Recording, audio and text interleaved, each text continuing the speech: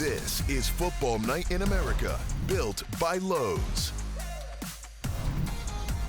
Welcome to the Football Night in America podcast presented by Lowe's. I'm Maria Taylor alongside Matthew Berry, Mike Florio, and Jason Garrett. And we've made it through week 3, most of it, because, you know, when we come on, we're probably still in the middle of a Sunday night football game. But we want to talk about our biggest takeaways.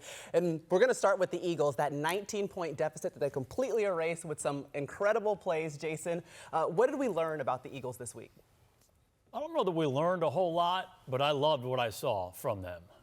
We talked about it. They looked at each other when they're down 19 points in the middle of the third quarter, and they said, enough of this, and let's go do it. And they got aggressive on offense. They have great matchup players. Throw the ball to A.J. Brown, throw it to Devontae, the tight end Dallas Goedert, and they just cut the guys loose, and Jalen Hurts, the quarterback, just let it rip. And the whole team responded. The defense was making stops, and obviously your Georgia buddy made the biggest play of the game at the end of it. But it was an impressive performance by the Eagles. But we're talking about in the viewing room, this is exactly the vibe the Chiefs used to have. We saw the crazy finish last year against the Denver Broncos where somehow, some way, they push through, block the field goal, win the game. So we see an even crazier outcome today where the field goal gets blocked and returned for a touchdown.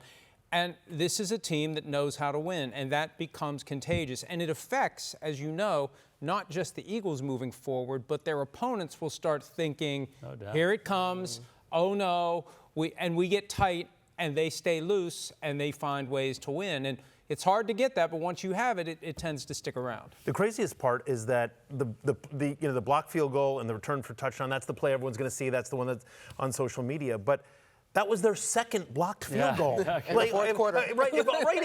All Jordan Davis had to do was fall on the ball, and they win the game. The fact is it bounces, and he makes the run here. To me, I guess if there's one thing we learned, it's that, the Eagles can pass. First 2 games of the year, they were running the ball, playing really well. With Jalen Hurts, 152 passing yards, 101 passing yards last week as well. But he gets 3 passing touchdowns in the second half in this one. To your point, they got A.J. Brown, Goddard, and Devontae Smith going. And so for teams that thought, well, maybe the Eagles are kind of a one-dimensional offense this year. Oh, no. When they needed it, they came up with it. And so just a complete win.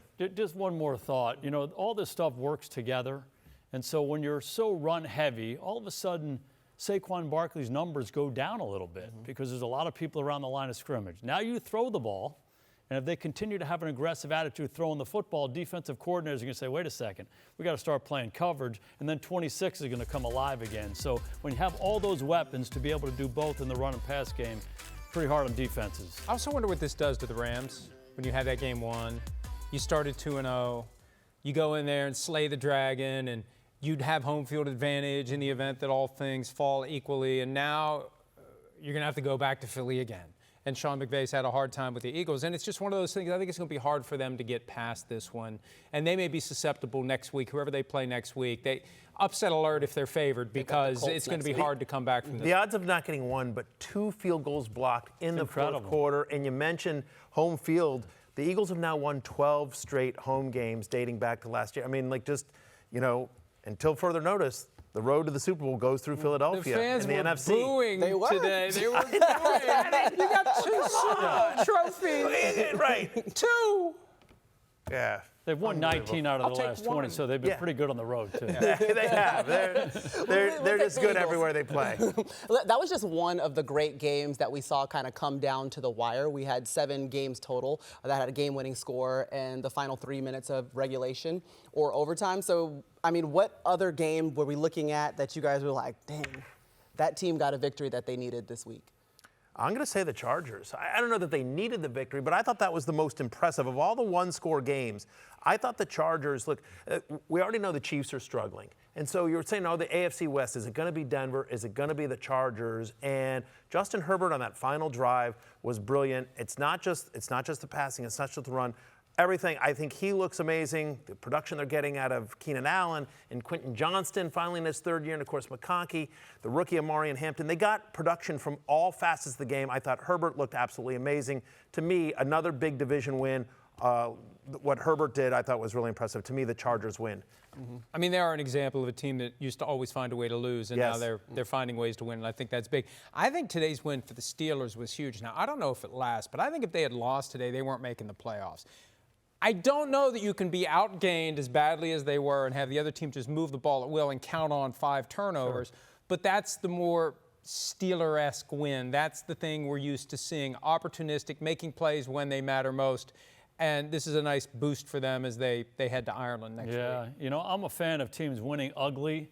Pittsburgh won ugly today. You know, San Francisco has won ugly. Mac Jones has been their quarterback the last couple weeks. It doesn't look really good. It doesn't look like the same 49ers team, but they're making key plays on defense, key plays in the kicking game, get the ball to your star player, McCaffrey, at the end of the game, and go win it and pile up wins. Nobody looks at, hey, you know, these September wins, everybody forgets about them. All they remember is the W part of it.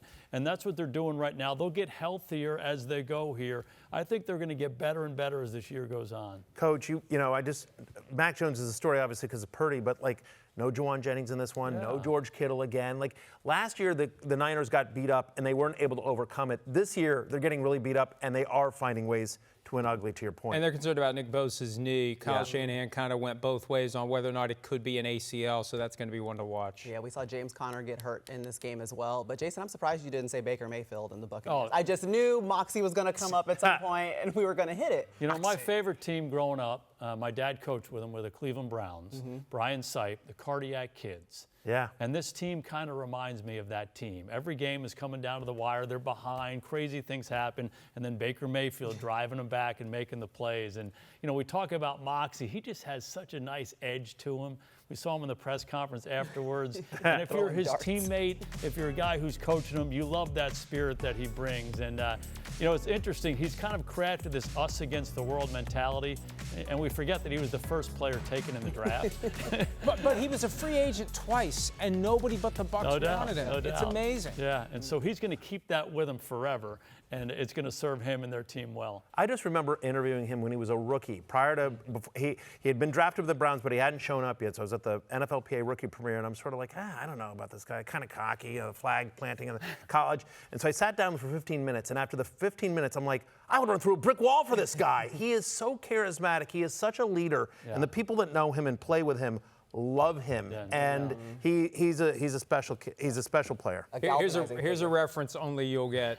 After the game Monday night, I texted someone with the team, and the response was, "He's John Wayne." Yeah. You know who John Wayne is? These guys know who John Wayne is. Like an Indiana Jones type of He was a cowboy. He was a cowboy. Yeah. He had a hat. Like a lasso. He had a hat. Well, that's good. We learn something new every day. It's time for the speed. Did you know? I knew who John Wayne was. You counted him out. Yeah. Speed round. Okay, we got to earn our Sunday presented by Lowe's. We're going to talk about 6 teams that are 3-0. Which team has had the most impressive 3-0 start? I'll say the Colts. I mean, the Colts haven't had to pull a rabbit out of the hat. The Colts have been the better team every week, and nobody expected this from the Colts. I think today proved a lot. To go into Tennessee, division rival, and just beat them soundly, Colts look pretty good to me. I agree with the Colts. They're the most surprising 3-0 team for me. But, you know, I go back to Buffalo. I love their team. I love their quarterback. You know, the win against the Ravens on Sunday Night Football was of another world. And I just think they're that kind of a team, and they're going to be hard to beat all year long. Yeah, listen, I mean, all great answers. The Bills, the Eagles, the Colts as well. We just already talked about the Chargers, the Niners.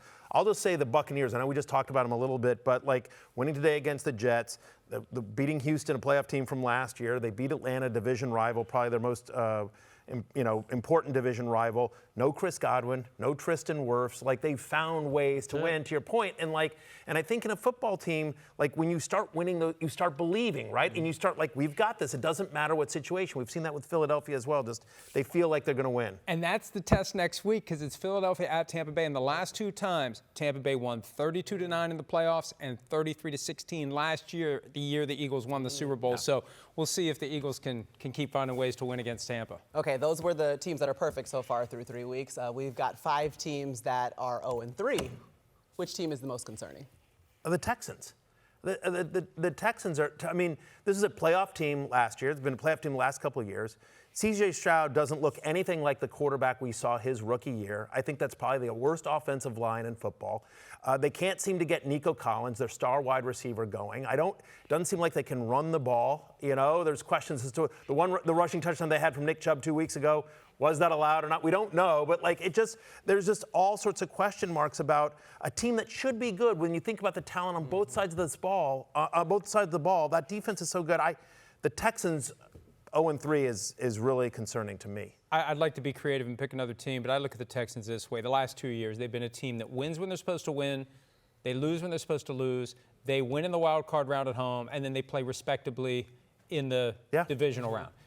This is not a game that the Texans lose the past 2 years. This is a red alert. The Texans are in trouble now at 0-3, and they're different than they've been the last couple of years. And I'm watching to see if things start to come apart. You've already started to see T.J. Stroud call people out. What's really going on behind the curtain there? It may not be good. Yeah, and just remember, they beat the Chargers in the playoffs last year. The 3-0 Chargers, who everybody's starting to get behind. I think the team for me, the other 0-3 teams, we didn't have a lot of expectation for New Orleans or for the Jets or Tennessee. But, Miami, it just feels like it's the whole thing is on quicksand down there. It doesn't feel good. The culture of the place seems funny. It doesn't seem like they're competing. Chemistry of the team, not real good.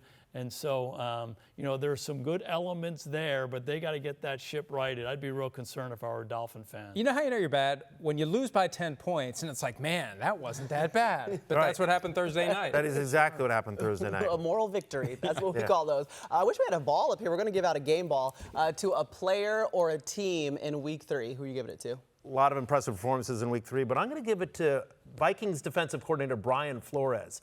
Their backs are against the wall. They lost their starting quarterback. What's going? Here comes Cincinnati, high-powered offense. I know they're playing against a backup quarterback, but Jake Browning was pressured on 58% of his dropbacks, 2 interceptions, 3 fumbles. They have defensive scores as well. A dominating performance. I thought Flo just called a brilliant game. Vikings defense, specifically Brian Flores. It's hard to call your shot. I think Jordan Davis called his shot. He walked out there. They're going to kick the game-winning field goal. He said, I'm going to knock this guy over. I'm going to block this thing and go run it back. This guy's 6'6", 330 pounds. He's a Georgia Bulldog, as we know. And certainly that was the difference-making play. 2 of the best teams in the NFL played, and he made the difference-making play. I think he deserves a game ball. Plenty of great performances. I was going to take Isaiah Rodgers, but you covered the Vikings. How about Caleb Williams? People were already starting to say maybe he's not the answer, maybe he's not the guy, maybe Ben Johnson with Caleb isn't going to work. And they took it to the Cowboys today, and they scored 31 points, and Caleb looked great. I can give it to Jordan Davis, too. Can I do that? Yeah, you can. You want to give it to Jalen Hurts. I want to give it to Jalen Hurts for coming in and staying on the FaceTime. Because be honest, Jalen, if you saw anybody else on the phone, would you have stayed? So maybe I get the game ball. I don't know. Make sure you tune in next week to Football Night in America. We are actually going on the road. We will be there when Micah returns to Dallas for the Packers and Cowboys game. Show starts at the same time, 7 o'clock Eastern. We hope to see you there.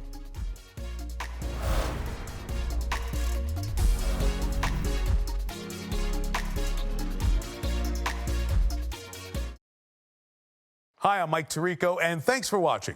Make sure to hit subscribe for the latest news and highlights from NBC Sports.